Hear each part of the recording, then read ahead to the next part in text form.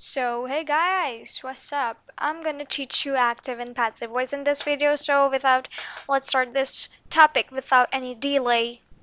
In the active voice, the subject of the sentence is the one doing the action. It's the doer of the action. This,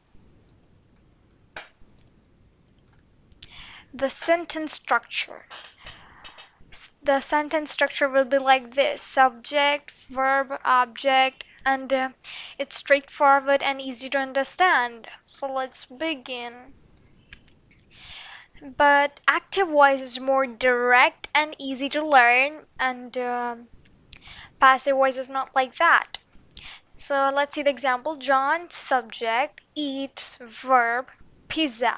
John eats pizza. In this sentence, John is the doing of the action of eating pizza.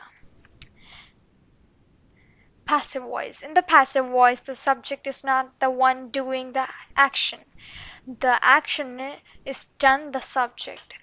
The sentence structure will be usually like this: object, verb in the past participle by subject. It can sound a bit more indirect or formal. Example: pizza is eaten by John. Pizza is eaten by John. Passive voice is more indirect and formal about it, okay?